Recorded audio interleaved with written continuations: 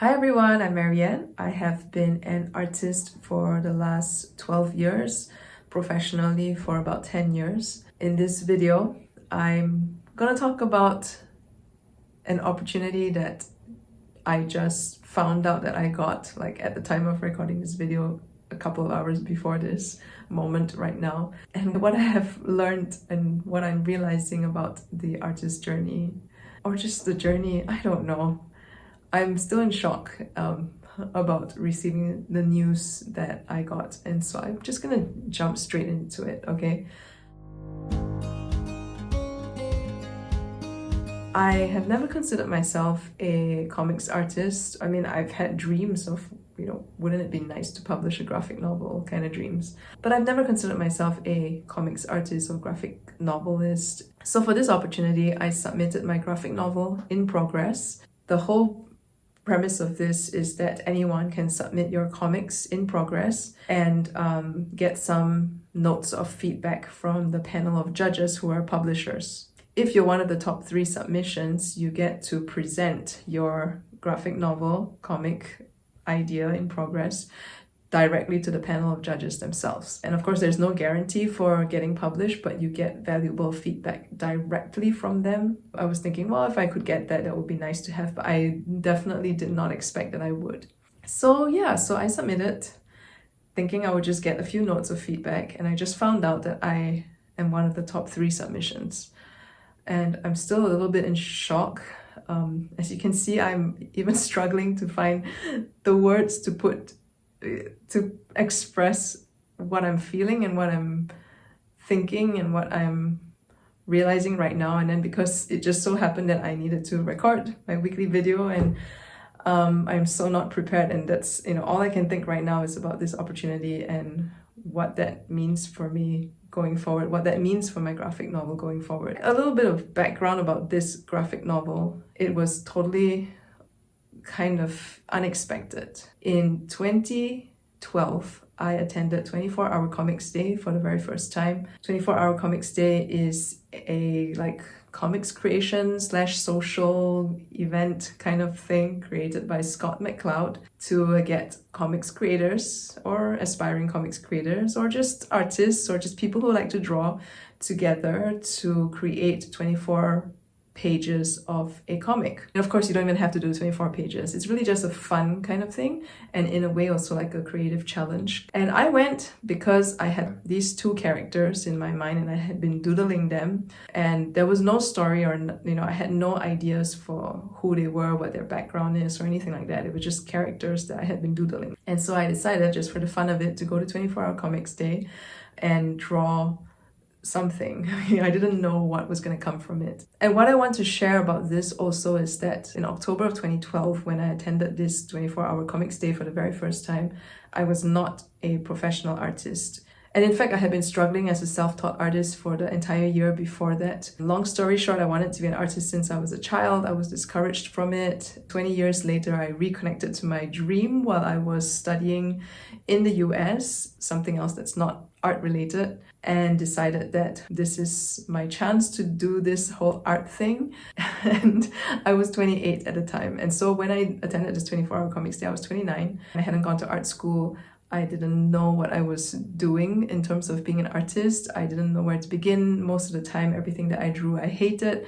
So I really went into this 24-Hour Comics Day event with no expectations at all of even coming up with 24 pages. And to my surprise, I managed 24 pages of this graphic novel in 18 hours. And to be honest, I don't know where this story came from. And I don't say this at all about my work, really, but this was one of the rare instances where I was amazed at what I had created. I feel like this whole story and the jokes and everything about it just came from somewhere. And I was just like, the hand that's holding the pen, basically. Okay, I don't know where, like, creative higher powers or some, whatever you believe in, okay, that story came from there, wherever that place is. But for whatever reason, okay, I did not do anything with this story for 10 years.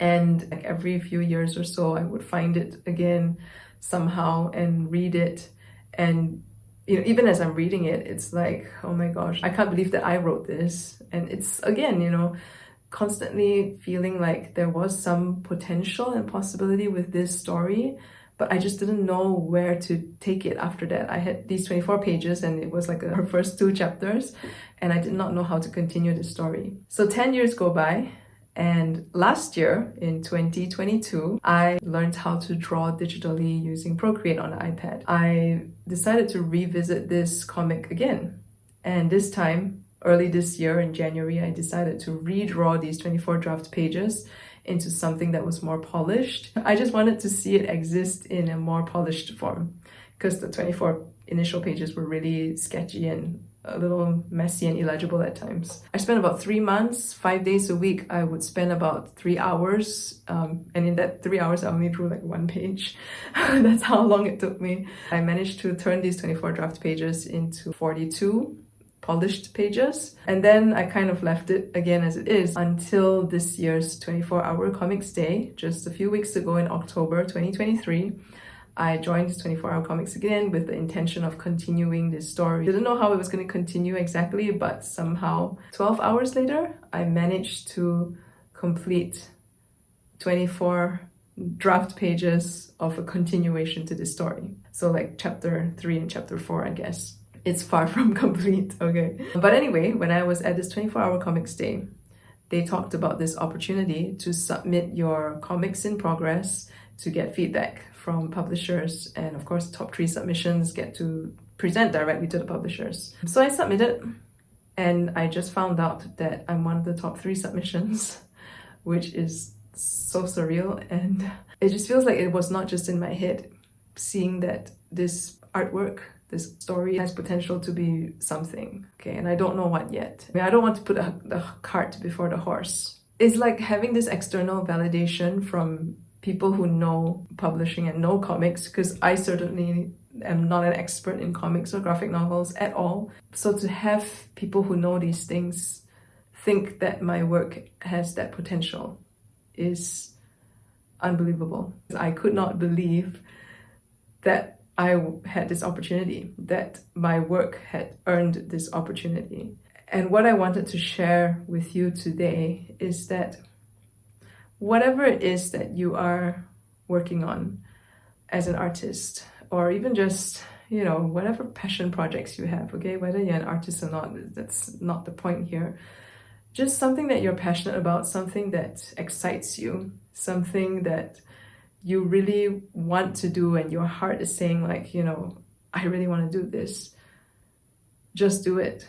I know from my own personal experience how difficult that is. For some reason, when it is something that we really, really, really, really, truly want, we will find all ways and means to stop ourselves from going after it. We would find all ways and excuses to not do that thing. And the reason why, it's because the stakes are just too high. It took me 10 years to even just redraw this comic.